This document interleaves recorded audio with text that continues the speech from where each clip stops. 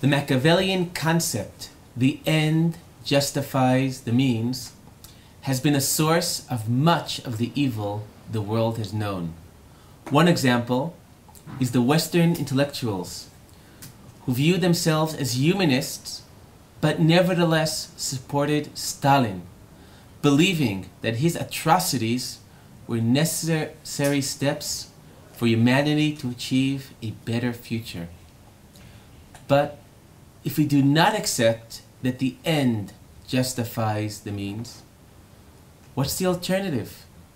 Reality is complex, and it's an illusion to imagine that we can do that which is necessary without a price on innocent people. In Israel, we know this painfully, that when we do that which is necessary to fight terror, inevitably there'll be innocent civilians or casualties as well. Parshat Toldot presents us with this moral dilemma. In Parshat Toldot, Yaakov Avinu deceives his elderly, blind father in order to take the blessings that his father wanted to give to Yaakov's brother Esau. How do we relate to this problematic means? Did Yaakov do the right thing, doing that which is necessary for the future of the Jewish people?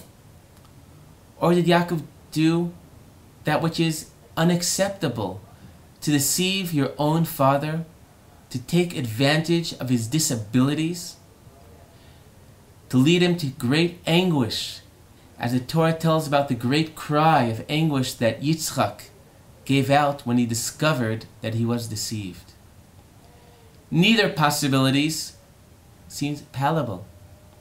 In this case, we have no choice but to choose a third possibility. The Zohar on this week's Parsha teaches us the third possibility.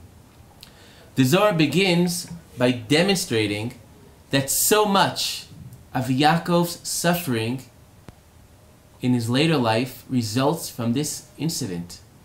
The same way that Yaakov deceived his father, Yaakov's children deceived their father, deceived Yaakov.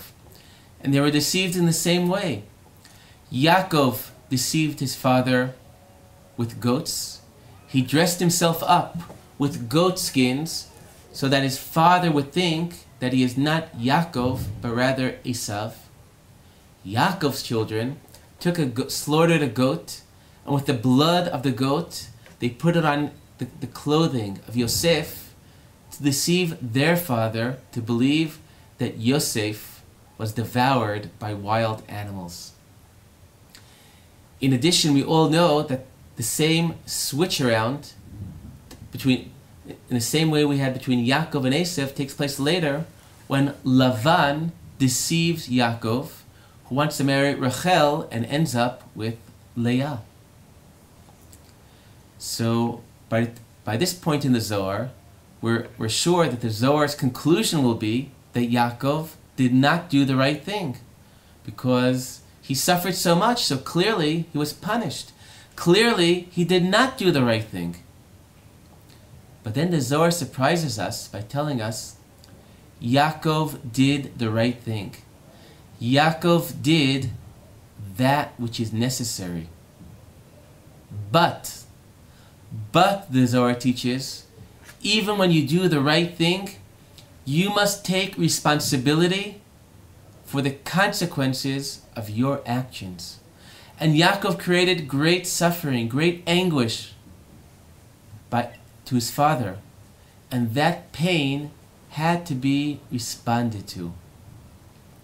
Now, you may ask that if ultimately you're doing the right thing by requiring someone to take responsibility for the negative side effects, this will only undercut his motivation to do that which is right.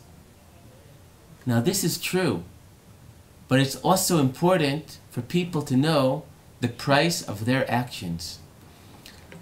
First of all, if you know that you're responsible for the consequences, you'll do everything you can to see maybe nevertheless there's an alternative. Maybe there's another way to do that which has to be done. And even if you do choose the path that is necessary, you'll do whatever you can to limit the damage done by it. And maybe even most significant, is the way you relate to people who disagree with you. We know that Israeli society is often so fragmented with different groups, each so sure that they know the right thing to do. And they feel that people who disagree with them are just so blind, and this leads to so much animosity. If each of us are aware not only of the value of our choices, but also the cost, we'll still disagree with one another, but we'll do it with a lot more humility. Now, going back to the story of Yaakov and his father, I think we could look at the suffering Yaakov had ultimately not as a punishment from above, but a natural consequence of his actions. If within the family you act with deceit, maybe you had to do it, but the price will be that the people in the family will also ultimately be like their father and at times use deceit. We know so often with our children, it's so tempting to tell little lies. You have to leave the house in the morning and your children don't want to see you go, and they say, "When are you coming back?"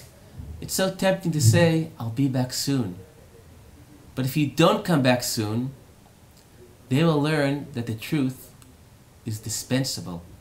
And ultimately, that foundation of the family, mutual trust, will be shaken. Shabbat Shalom.